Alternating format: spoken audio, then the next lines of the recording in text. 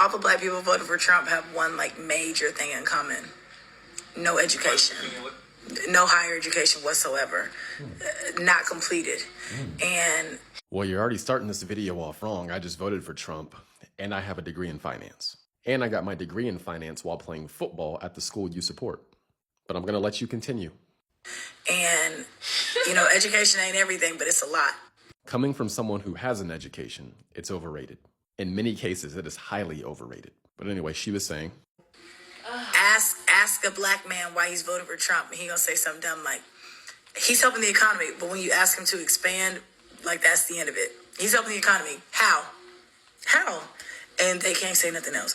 Well, I'm glad you asked. There are a multitude of ways he helps the economy. One way is by decreasing regulation. The less regulation you have, the more businesses can actually produce. Meaning they're not paying as much money for regulatory burdens. They're not waiting on the regulators to stamp a bunch of paperwork that could take them weeks at a time. Nor are they paying the same amount of fees and penalties from regulators. So he wants to decrease regulation. He wants to increase our oil and gas production. Here are some things that require oil and gas in their production. Or they have petroleum in their base materials. Plastic water bottles, toothbrushes, clothing, chewing gum, detergents, deodorant, lip balm, makeup, plastic bags, sunglasses, candles, dish soap, tires, shampoo, credit cards, hand lotion, electrical cords, eyeglass lenses, furniture upholstery, medical supplies. This isn't even talking about vehicle manufacturing or home construction. With vehicles, you have the plastic components, you have the tires, you have the paint and coatings, you have the fuel and lubricants, you have the foams and upholstery, you've got electronics. All of those use petroleum in some way or have petrochemicals. When it comes to home construction, you've got insulation, piping, roofing materials, paints and varnishes, flooring, windows and doors, structural adhesives, appliances, and electronics. So the higher oil and gases, the more expensive those things are. Now, that's not even including the oil and gas it takes to actually physically get the material to the plant or to the location where they're building the house. They use oil and gas to produce it. They use oil and gas to power the factories that produce these products. Then they use oil and gas to move these products to their end location to where they can actually be put together and create a product. So when he talks about deregulation and drastically increasing our oil and gas output, yeah, that's going to help the economy.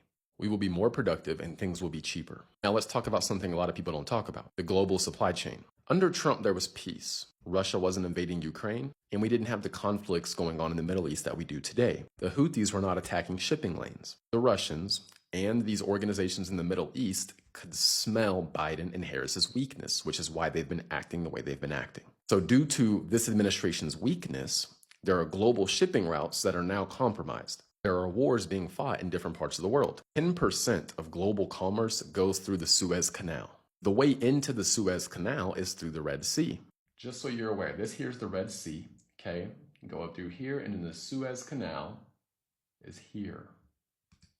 So when an organization is launching rockets at ships that try to go through the Red Sea, these commercial ships will then avoid the Red Sea and have to go around. And when I say around, I mean around all of Africa, which drastically increases the cost for shipping, which then increases your everyday cost of goods. Not to mention, Trump wants to lower the corporate tax rate, which incentivizes businesses from around the world to have their businesses in the US.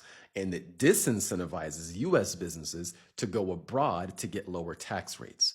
That is good for the US economy. It keeps businesses here and it invites businesses to come here. It's always so interesting to me how black women will come out in the public and just degrade black men. They act as if they're superior, they're better, they're smarter. Like the degradation towards black men is just oozing out of that video. So then she receives a comment on that video and makes a video in response to that comment. Here's that comment. This individual said to her, "Can we hear why you voting for Kamala and what she did for the economy? Other than it's a black female and also likes ratchet music. Come on now." So she was asked about Kamala and the economy. He then responds with a 4-minute video talking about Trump and how evil and racist and bigoted and bad Trump is. He's making fun of black men for not being able to articulate Trump and the economy. But then when she's asked about Kamala and the economy, she can't articulate it. She literally spends 4 minutes not talking about the economy. Why are you voting for Kamala? And she starts talking about Trump. Again, that is their number one play. It's not to talk about good policy. It's to fearmonger about Donald Trump. They know the American people's lives have not gotten better under their leadership, so they have to fearmonger about Trump being an evil, orange, racist boogeyman.